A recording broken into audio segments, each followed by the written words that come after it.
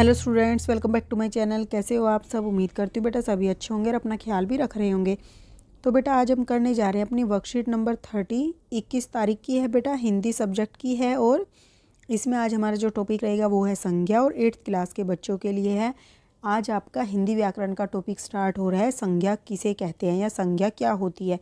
तो चलिए स्टार्ट करते हैं। प्यारे बच्चों, आप सभी ने लाख की चूड़ियाँ कहानी पढ़ी है। तो बेटा हमने सबसे पहले पढ़ी थी लाख की चूड़ियों की कहानी।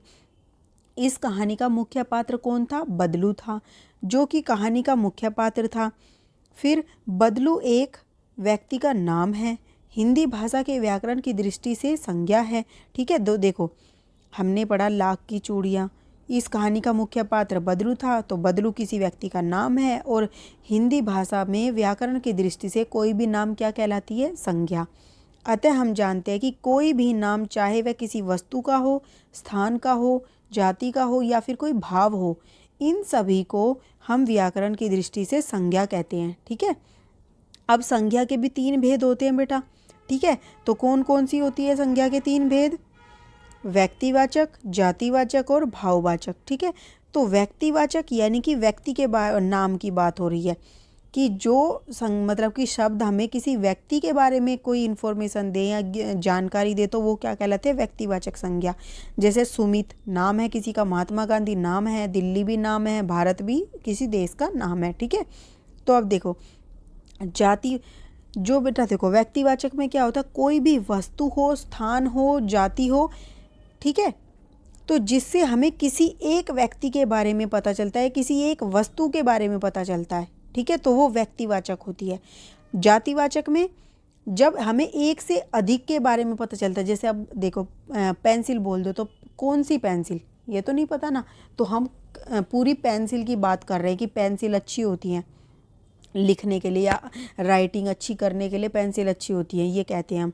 तो हम सभी पेंसिल की यहाँ पर बात करें, एक समूह में बात करें, सिर्फ एक पेंसिल की बात नहीं कर रहे हैं यहाँ पर। ठीक है, जब एक की बात होती है तो हम क्या कहते हैं? व्यक्तिवाचक होता है वो। ओके, तो और जातिवाचक में स्त्री, बालक तो सभी बालक हो गए, गाय सभी तरीके की गाय, नदी भी, ठीक है सभी नदियाँ, चरित्र, स्वभाव, वजन, आकार आदि द्वारा जानी जाने वाली संज्ञाएं। और इसके अलावा बेटा चरित्र हो गया, स्वभाव हो गया, वजन, आकार आदि द्वारा जानी जाने वाली संज्ञाएं भी जातिवाचक में आती है। ठीक है, मतलब कि जिस चीज़ को हम तोल या माप सकते हैं वो भी जातिवाचक में आ जाती है। अब भाववाचक, तो भाववाचक में जब हमें किसी की भाव का पता चलता है, भावना का पता चलता है जिन शब्दों से, जैसे कि सुंदरता एक भाव है।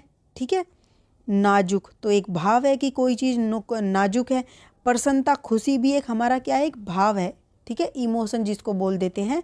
तो वो सब क्या होते हैं? जिसमें कोई व्यक्ति नहीं होता और ना ही इसका कोई आकार या वजन होता है, परंतु हम इसको अनुभव कर सकते हैं। तो आप ऐसे समझो, संज्ञाएं वो होती हैं, कुछ संज्ञाएं वो होती है जिनको हम देख सकते हैं, छू सकते हैं, लेकिन जो भाववाचक संज्ञा होती है उसको हम छू नहीं सकते। ठीक है ना, और ना ही हम उसको देख सकते हैं। एक बार को हम देख भी सकते हैं पर छू तो नहीं सकते। ठीक है, हम उसको महसूस कर सकते हैं, अनुभव कर सकते हैं। ओके, अब यहाँ पर देखो, तो अब यहाँ पर आपको लिखना है। देखो व्यक्तिवाचक संज्ञा क्या है, जातिवाचक संज्ञा क्या है और भाववाचक संज्ञा क्या है। ठीक है, तो आपको यहाँ पर लिखना है। तो क्या लिखोगे बेटा? व्यक्तिवाचक संज्ञा क्या है? अब यहाँ पर हम लिखते हैं इसमें, जो शब्द किसी एक व्यक्ति, वस्तु या स्थान आदि का बोध कराए। ठीक है, उसको हम क्या बोलते हैं? व्यक्तिवाचक। ठीक है, जातिवाचक जो शब्द एक से अधिक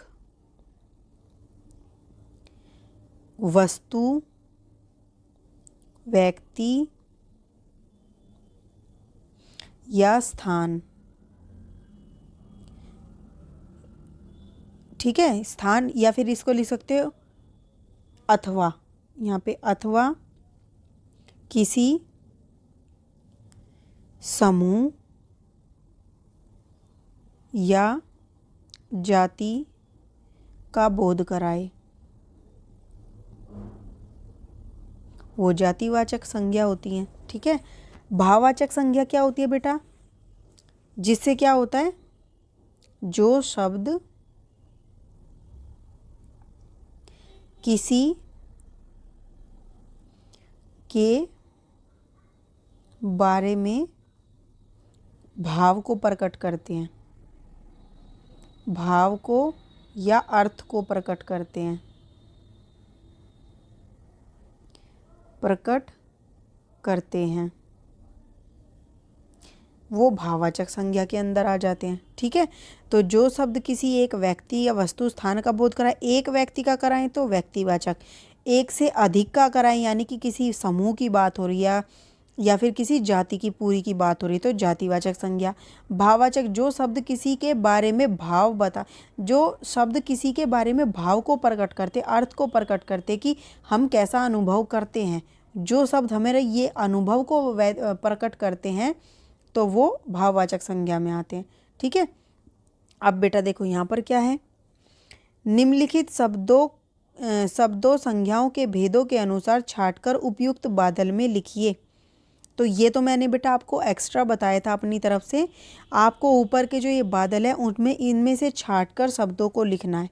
तो देखो हम लिखते हैं, बदलू क्या है बेटा? किसी एक व्यक्ति का नाम है तो ये इसमें आएगा पहले वाले में। फिर बेलन भी, बेलन तो काफ़ी सारों का नाम है। ठीक है, तो बेलन हमारा जातिवाचक में आ जाएगा दूसरे में। मचिया, ठीक है, तो मचिया बेटा हमने क्या पढ़ी थी, जिस पर वो बैठता था, तो मचिया भी क्या है, कोई भी हो सकती है। ठीक है, तो सभी मचिया की बात हो गई तो ये भी दो में आएगा। आदमी भी बेटा पूरी सभी आदमियों की बात होएगी यहाँ पर, तो ये भी दो में। मकान भी दो में ही आएगा। ठीक है, शहर, शहर बेटा क्या है, वो भी एक से शहर कोई भी हो सकता है तो ये भी दूसरे वाले कॉलम में आएगा। स्वभाव, स्वभाव बेटा तीसरे में आएगा, भावना की बात हो रही है। रुचि भी तीसरे में आएगा, व्यथा भी तीसरे में आएगा। हिमालय पर्वत का नाम है। ठीक है, तो हिमालय तो एक ही है तो ये एक है। ठीक है, फिर मिठास फिर तीसरे में आएगा। बचपन, ये क्या हो रहा है बेटा, एक हमारी समय की बात की जा रही है, भाव की बात की जा रही है। ठीक है, तो ये तीसरे में। अब यहाँ पर जो बचपन है बेटा, ये किसी का भी बचपन हो सकता है। देखो बचपन से बचपना निकलता है। ठीक है, बचपन बोलो या फिर बचपना बोलो, तो बचपन हमारा क्या हो जाएगा, जातिवाचक संज्ञा हो जाएगी। क्या हो जाएगी, जातिवाचक संज्ञा, ये दूसरे में आएगा बचपन। ठीक है, तो किसी का भी बचपन होता है। फिर दौड़, तो दौड़ भी हमारी दूसरे में आएगी। मोहन किसी एक व्यक्ति का नाम है तो हमारा ये क्या हो जाएगा, एक में आएगा। क्रोध, तो ये हमारा एक भाव है तो ये तीसरे में आएगा। देश, देश कई होते हैं तो ये दो में आएगा।